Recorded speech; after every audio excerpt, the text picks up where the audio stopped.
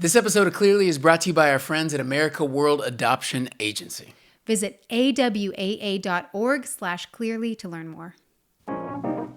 Wait, Do you know that I Is this the start? babe, don't even worry about it. Just let's be organic for once. Let's be crunchy. Let's not, why do we have to always have a start? You know, why can't we just be free? We're just free. Here we go. We're just free. We're free. Welcome to Clearly. No. Free. No, we're starting. Here we go. That was a joke. It was a joke? No, but I do want to be free. Guys, do you see why I get stressed about intros to episodes? I don't know what's happening. Kelly, did you know that, you probably don't know this, do you know that every time we record a Clearly episode, I go downstairs and I put on cologne? Did you know that? Wait, what? I spray cologne. Before the episode? Before the episode. Why? You know, some people, they dress for success, but some people, they smell for the sell. Brother, Wow. Yeah. I don't know Well, exactly I do what that know means, that- but I don't know why I put it on. I think it makes me feel like we're doing something. I'm doing something. Well, smells are very important to you. Smells are super important to me. Yes. For better, for worse. For better or for worse, we own lots of candles and room sprays and Gosh, so many smells. things like that because smells are important. But how does that relate to what we're talking about right now? Babe, Does it relate? Why do you demand from me Okay, then. these meaningful connections? Have you listened to what podcasts are? Here's most podcasts. Girl, what's going on? That's For 25 why I don't minutes. listen to That's not what we podcasts. do here at Clearly. So forgive me if I take 10 seconds to talk about my personal life with people. Maybe they want to connect with the real me. stop whining. okay. What do we got going on today? You good now? Okay, we're gonna just move on from All right, that here we right go. there. Okay, we're talking about in this episode a question that actually came from one of our Clearly podcast partners, Carrie. Carrie Job? No, not How do you Carrie know? Job. Because I know. You don't and know. I talked to her. Carrie Job, hey, Okay. big fan. Thanks for tuning in. Call us. Would love to work on a song. Go ahead. Anyway, which little shout out to our partner fam. Thank you so much. And anyone, if you ever want to send in a question, we get some of our episode ideas from people sending in questions, but this one came from her. And essentially, if I could boil down her question, it was this: when it comes to family life, marriage, kids, homework, how you're doing all of that stuff, who stays at home with the kids, and how do you make that decision? And whew, that's a loaded question. Spicy.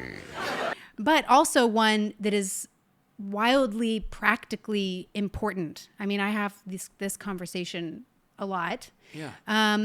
So that's kind of the where we're going in Yep. this episode is getting into issues that touch that question of how do you decide. Obviously, we're primarily talking about a husband and a wife together how do you divvy up work, home responsibilities? It's getting into all of that kind of stuff. It's really simple, and people have made it so complicated. The weaker vessel stays home, and the strong, able-bodied male, he gets out there, and he brings home the baby. And I think we can all agree that question settled, right? Did you feel that? Whew, the atmosphere shift. Somebody's going to just quote that, they're going to post that little clip. Somebody sleeping on the couch. Hey, that's not funny. Why would you joke like that? Are you talking to yourself now? Yes. Okay. Hey, do you think people are asking this? Who's asking this? What? I think lots of people are asking Why it. does it matter? I do think it matters, but I'm just. This is me doing the podcast rat-a-tat, Kel. Oh, thank you. I Thanks Googled, for- I chat GPT'd how to do it, and they said, Jay, just ask questions. Okay. So, Kel, what? Who cares? Well, let me just speak personally to it for a moment. How about that? And maybe this will get Please. dicey. So we'll see. I'll speak professionally to it, but you Okay. speak personally to it. Great. There have been seasons in our marriage where the one that comes to mind the most is after our second daughter was born and your Clear the Stage album came out. And you were on tour and in photo shoots and all of this stuff.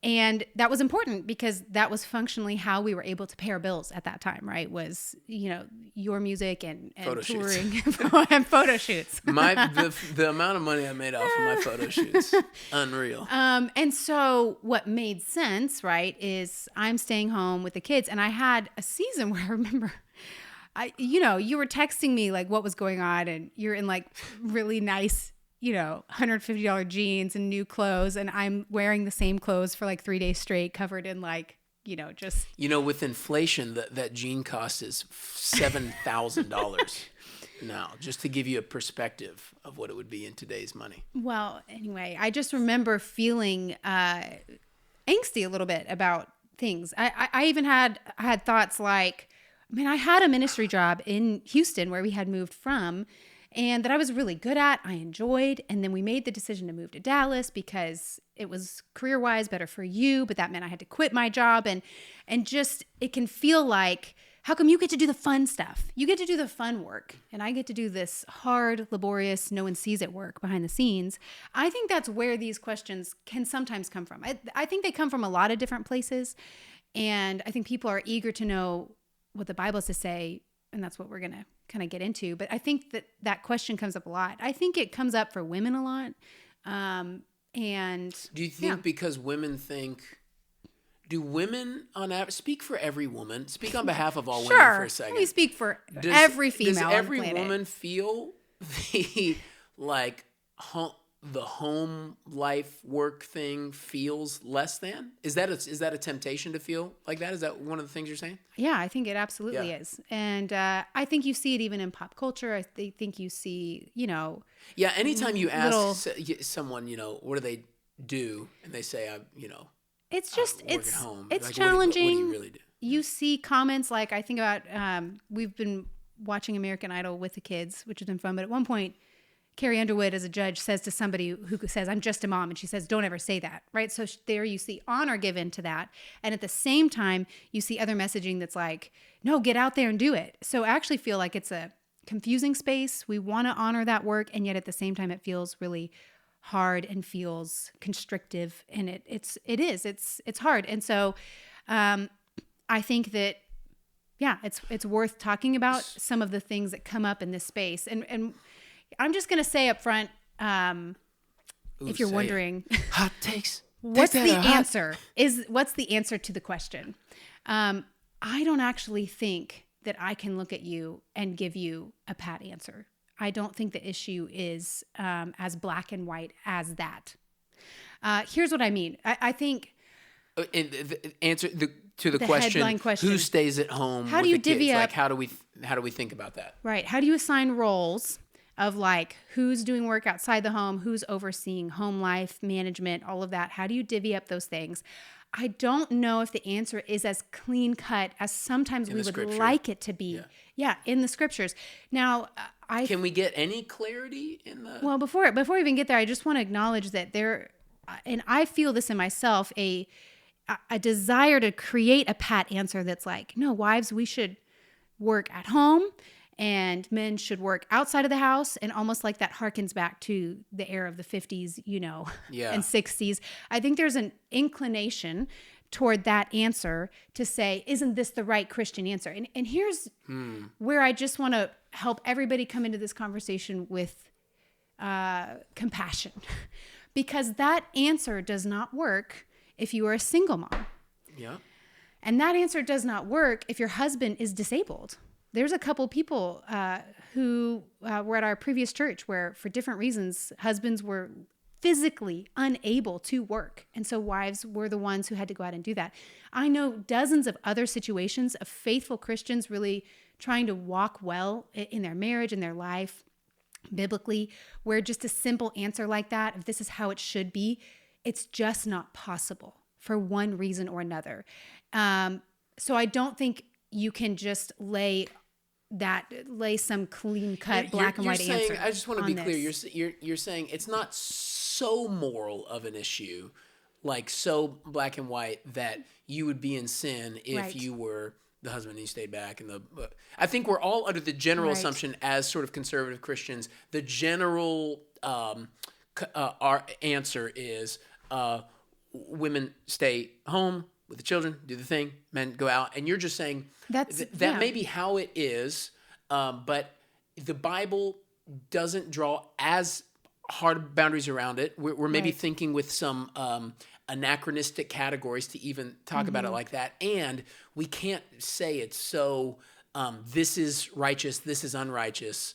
Right. To that, because there are so many exceptions, noble exceptions that we can think about. So, Right. okay, is that a fair summary of kind of? Yes. I just want issue? to make sure, we come in with a kind of sense of just, if you can't moralize something if it can't be universally applied. Or at least you can't, not in the sort of like commandment-y sense. That's right. The thing Right. can be more like, something can be morally more fitting to Right. do X than Y. Right. But that doesn't necessarily mean you are in sin if you choose Y over X. Right. It's not like murder or adultery. Right. But I think that Don't do it, kids. Don't you murder. Okay. Okay, so I just want to be on record on clearly saying that. All right. thank you. Let's make sure to get that out there. People were wondering. Yeah. Can you murder? You cannot. You cannot. You shan't. So there's more things to say, but there's a couple of issues, biblical concepts that touch on this question that I think we need to address. And the first one Tease is out. this idea of work. I think that's where there's some confusion to begin with. What do we mean by work? Right. I think, for example, our kids used to say to me, they'd be like, you would leave the house, and say comments like, Dad's going to work, but you don't work, Mom. And it's like, excuse me? I do work. I do a lot of work, but it's that thing, right? Dad goes to work. You earn a paycheck. You're working. I'm not working. I find this to be a challenge when I'm filling out forms for doctor's offices and insurance. It asks me what my occupation is, who is my employer, and I don't have an answer to write there because Because you don't work. Exactly. I'm kidding. See, you got the point. No, so there are things that kind of create this weird idea that work is only when you're doing something maybe outside of the home and for a paycheck And that's really or for an employer. Can we just tangent real quick to say, in some ways, that's a very modern invention. It is, Pre-industrial revolution, right? right? Everybody be at home. Right. Well, working. It's a family business. It's the farm. It's that sort of thing. And then in the main, painting with Right. broad brush strokes, you get on the other side of the 1900s, and now Papa Bear leaves the house. Right. Mama Bear stays back, that sort of thing. To where we have now, it's like that is the kind of normal picture in our head. Yeah. Right.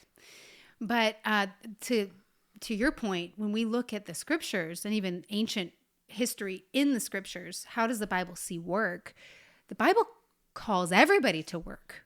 The command to all people is there is work to do. That's a good thing to point out. Yeah. And it's a good thing. It's a pre-fall moment that you see in Genesis 1 and Genesis 2, commands to both men and women, to Adam and Eve, that they have things to do, responsibilities to do. Now, we don't need to get into all of that, but then if you keep reading through your Bible, you see men and women with responsibilities in like their family businesses. You see, David as a young boy taking care of sheep. I should look this up. I think it's Rachel who's like bringing the sheep to the well at some point. Yeah. So it's like, Rebecca. yeah. Was it Rebecca with Isaac? And he meets her at the well, and then he moves the Rachel lid. and Rebecca both have that moment happen, but there are everybody is called to do work. All people. The Bible commands women to work and commends women who work. I mean, let's just, the easiest place to see this is in Proverbs 31, this kind of classic let's look at who an excellent wife is. Which is interesting because I feel like at first blush, you play the Proverbs 31 card and you're playing it to like reinforce domestic sort of feminine norms. But what is very surprising about the Proverbs 31 woman is it really kicks against the traditional 1950s. She's a pretty modern woman. In a lot of ways, she is. I mean, Yeah. by sort of conservative Christian standards, she's a hustler. Right. Yeah. She runs like a She's textile selling company. land and, yeah. you know, Wheeling and dealing. She's in real she estate. is. Yeah. She's providing. She's up all night. Finding ways to provide financially for her family. Yeah. And obviously is working for the good of her family. But just saying that we see a commendation toward women to work as well as men. I mean, I'd love for you to speak to this. You see it in Titus chapter 2. Right. Titus 2 tells older women to teach younger women. One of the things it tells them to teach is to be workers at home. And, you know, we recently had this conversation of, are we emphasizing the right word when we even talk about that phrase? Yeah. It is an interesting thought, isn't it? That is a cherry pick verse that we conservatives like to use a lot to throw on the see, home for you, woman. Right. Mm-hmm. But as we just established, it's home for everybody. Everybody's working from home. to the 1900s. So I actually think it's maybe more appropriate to read that text not as teach younger women to be workers at home, and instead to read it, teach younger women to be workers at home. Mm-hmm. Right? So that the call is more to do with the activity you're doing in your domicile than for you to be domestic. Everybody's domestic, right. But, you know, in 60 AD. Mm-hmm. It's just, are you going to be it talks to older women, say, hey, don't be busybodies, don't be drunkards, don't be walking house to house, just gossiping and slandering, it's like, what are you doing? Right. Apparently, women must have a tendency to waste our energy and time on activities that don't matter much. I mean, that's when you just sum up the encouragements given to women, especially in the New Testament. It's a lot of that. Don't be a busybody or gossip or drunkard. Be a worker. Contribute. Be a contributor where you are. You see an encouragement to do that. So, and men, obviously, are also commended to provide for their families, to not be lazy. Yes. It's really easy to defend men should work, and that's the normative picture we see. And when there are outside the home moments, political spheres and things like that, it's men doing that largely. Mm-hmm. And, to add to that, it is worth recognizing that when you get to 1 Timothy, when it talks about elder qualifications and things like that, it goes out of its way to talk about the man's responsibility to manage his own household. Right. And it says in chapter 3, he must manage his own household competently and have his children under his control with all dignity. If anyone does not know how to manage his own household, how will he take care of God's church? So there's responsibility given to the man and sort of shame to be felt if the guy can't handle the home. Right. Right. He has obligations within the home too. Right. That's right. What you're there's not, when you think about work at home, it's not but both genders have a responsibility to be homeward oriented. Right. Is there, so this may get you off your track. You may have a cool roadmap in your head. I don't know. No. I always do. So if Jimmy always has a roadmap. I'm more I got some ideas. So you know what you're like? You're like who's that painter? He just splattered stuff on a canvas. That's not a compliment. What's his name? No, they sell for millions of dollars. This is a compliment. Okay, go ask your question. Now it's just gonna bother me. Anybody? No, ask your question. I feel so dumb right now. Pollock. Okay, there you go. You're Pollock. Thank you. And I'm just a Michelangelo. Wow. Oh my gosh. Okay. That made me laugh, and I think that's what's important. Well, in February 2017, we stood outside a rural Indian courthouse holding our adopted son Ben for the first time, and it was the best. You know, adoption has infused our lives with deep joy and rich memories. So you can imagine how saddened we are to know that international adoption in the U.S. is plummeting. We believe Christians should be at the front lines of this need, and that's why we love America World Adoption Agency, because they are working to see every adoptable orphan placed in a Christian home. We know firsthand how intimidating international adoption can be. We've done it twice now. But AWAA was at our side every step of the way, from our initial application to our final flight home. They gave us step-by-step guidance to lead us with integrity and with prayer. So whether you're interested in adopting or you want to do your part to see every adoptable orphan placed in a Christian home, AWAA is the best partner for your journey. Visit awaa.org/clearly to learn more. Okay. Okay, so let me see if I can find my question. Yes, remember. Is there any unique calling on a woman to, if we're both men and women are supposed to have some kind of homeward concern, right? The men, 1 Timothy 3, keeping the household, women clearly, Titus talking about that. Is there anything that's more that for a woman than a man? Right. Like that would make it more fitting for a woman to be uniquely homeward oriented? Does that question make sense? Yes, it does. Jackson Pollock? Yes. I would say yes, but I'm going to be careful about how I answer that. Okay. Because one thing you and I say on the podcast a lot is we don't want to make rules where the Bible doesn't make rules. Yeah. So we're talking about a unique orientation, stewardship call toward the home. And I think if you just look up the amount of verses connecting a female audience to the home, you're going to see way more of those than you are going to see for men.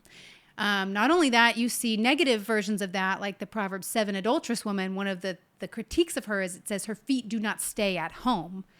Or a wise woman builds her house. A foolish one tears it down with her own hands. You see, it almost feels like you could call it a call to the home. In some ways, I think it's just a statement about, it's almost like a factual statement that women have a unique ability to make or break a home.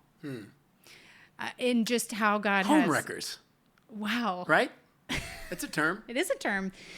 Wow. Did I just say that on this podcast? You did. You know, you did that's say why. that. But that's why you can have a podcast, Kel, because you can say that word. I'm still gonna get canceled. That's okay. Oh my I gosh. love you anyway. But I do think there's a unique. I think that you see a lot of commendations toward women to have care and responsibility there, because I think that there's a unique strength, power, authority, whatever you want. I don't know, that we're able to influence within home spheres. And I think that's like also somewhat universally acknowledged, meaning this.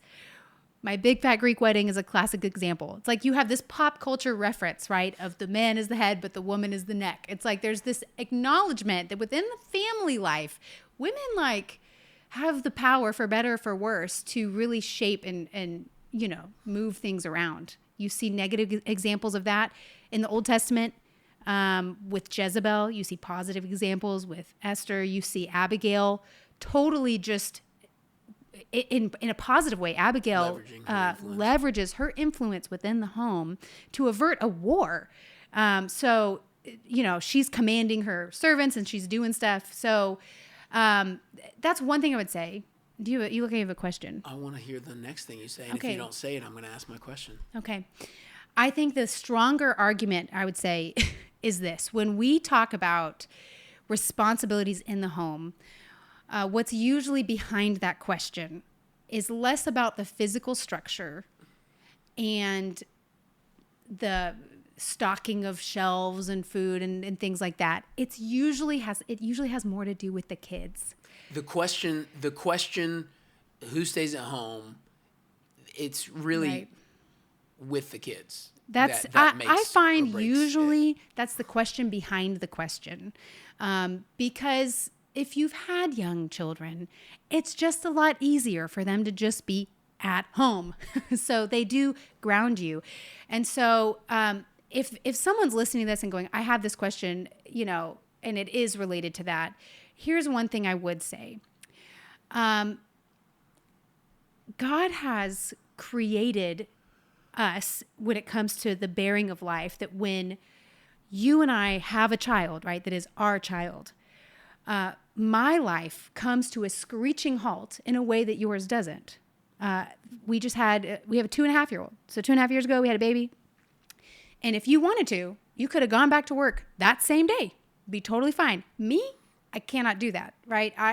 My body is physically unable to recover. Not only that, God has designed my body to grow the baby and feed the baby postpartum. So in my own biology, God has designed it such that the burden of childcare from its first days falls on me.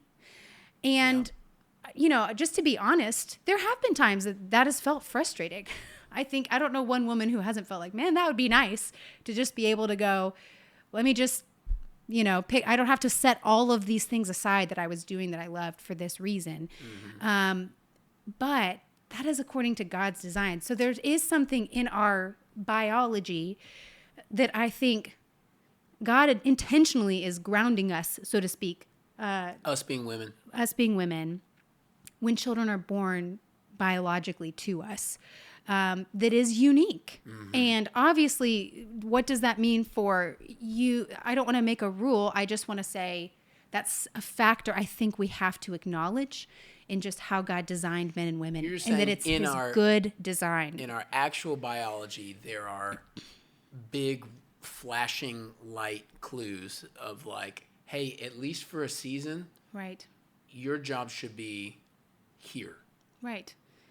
And that gets me to like a third point to talk about, which is how we even think about the home and how we think about children. And if we're not careful, we will only think about that in really negative ways influenced by our culture and not biblical ways. How so? The work in the home is not flashy. It is a slow burn. It is like planting a tree. You will see the fruit of it in 15 years, not immediately. It's not very quantifiable. It's not very visible. And you don't get a paycheck. So for all those reasons, we tend to devalue it.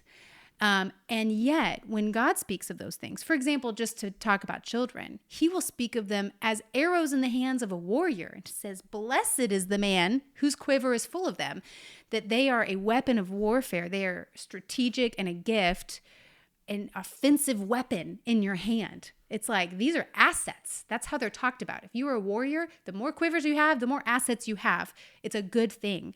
And so the way the Bible talks about both children and the physical dwelling place of the home is highly positive. Mm-hmm. And I think if we could really all be honest, it's like the home is where little humans, the next generation, is being shaped and formed. I couldn't think of a more strategic place to invest your time. And again, both men and women have a responsibility to that. Right. Men are called to have responsibility. Right.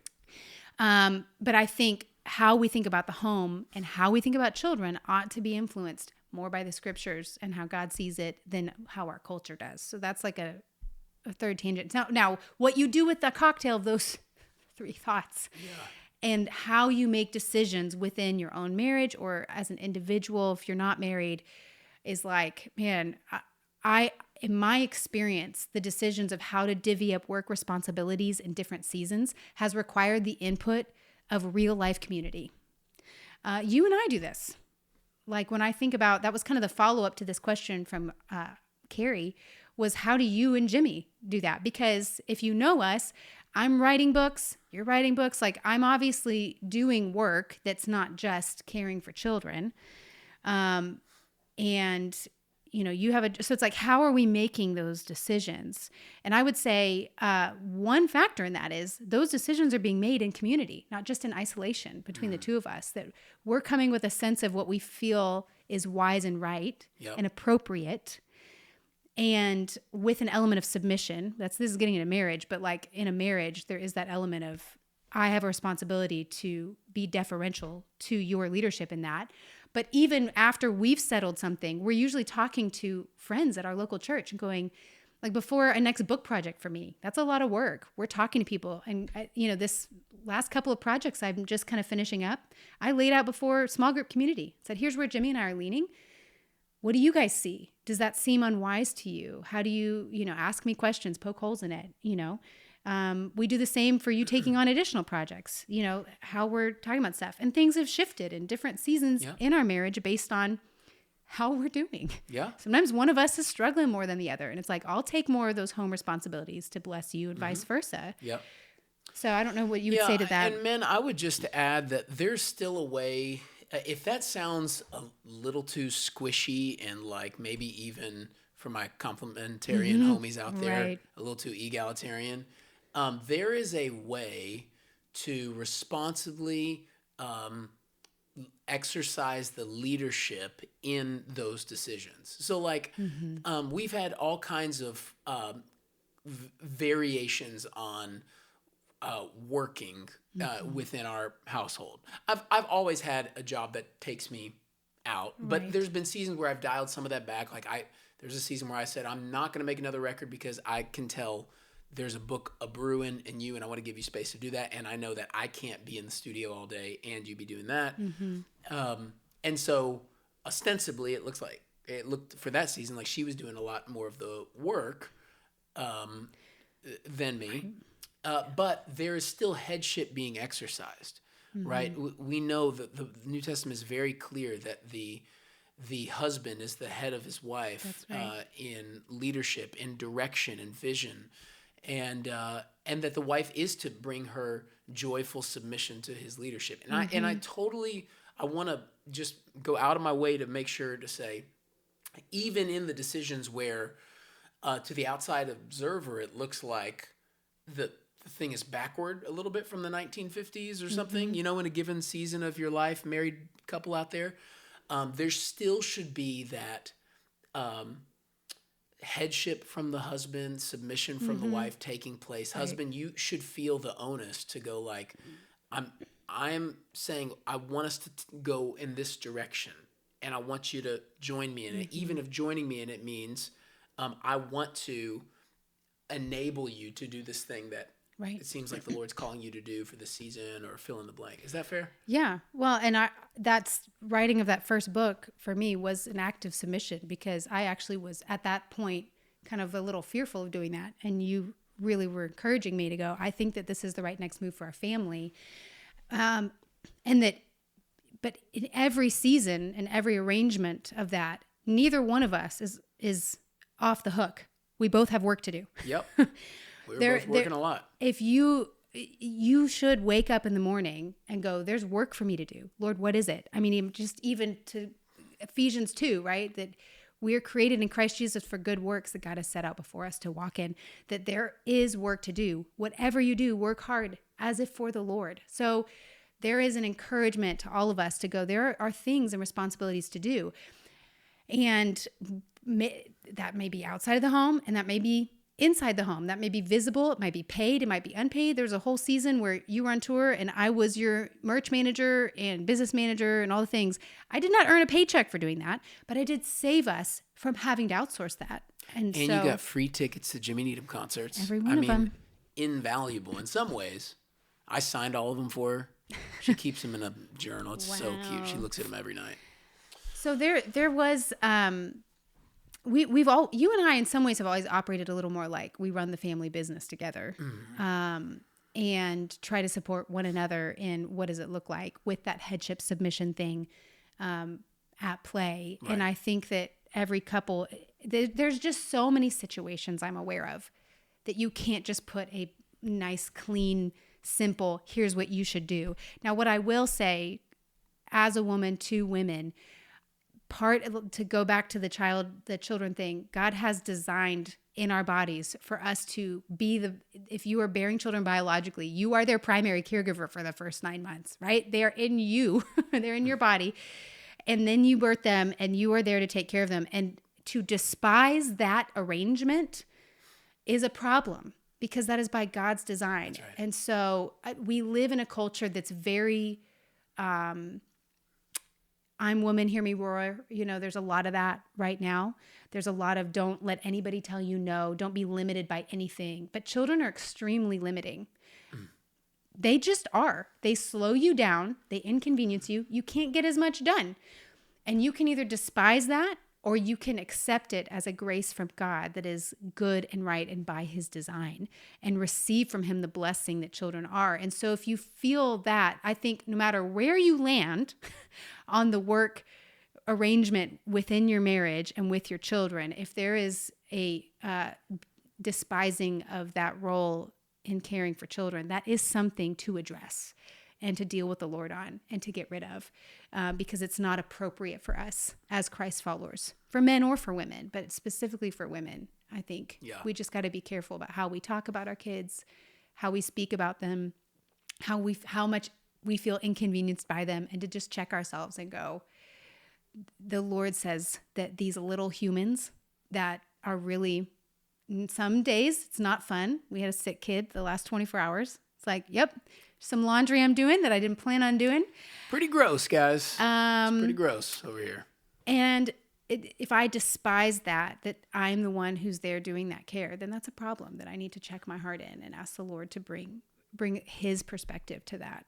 Because it is a gift to be given the ability to care for and shape the lives of children. So did we answer the question? I think we solved all the world's questions in that episode. I can't be sure. I'd have to go back and listen, but I think we came pretty close. Well, if it wasn't clear, send us an email.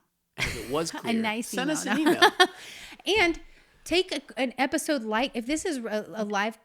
I was just going to say, comment in the YouTube thing below. That's probably even the better thing. Yeah. Let's just do it there. Go. What were you going to say? Well, I was going to say, if this is a live conversation for you personally or in your marriage, a great next step for you would be to share this episode with people in your community that you trust and that love the Lord and love his word, and then have a conversation about it and seek the Lord together, get their insight. Love it. Marriage, parenting, home. Woo! Working harder, do it better, make it better, make it You were stronger. serious. You want that to be a theme song, huh? Such a great song. That song, so good. Is it? Way to go, Daft Punk. There you go. We think you're great. Thanks for tuning in to the app. And if you have questions coming out of this episode that you're like, wait a minute, guys. Put them in the comments. You didn't deal with this verse or this thing. We want to hear from you. We want to know about it. Write us in the comments. You can also send an email to us. question@clearlypodcast.com. We would love to start a conversation and respond to that. And who knows? Hit us up on Instagram. You can follow us there at The Clearly Podcast, all the places. And we would sure love to have you as a podcast partner. You can be part of these live episodes. Just go to patreon.com/Jimmy Kelly Needham and join the team, y'all. And we'll do this together each and every time we record. We love you, and we'll see you later.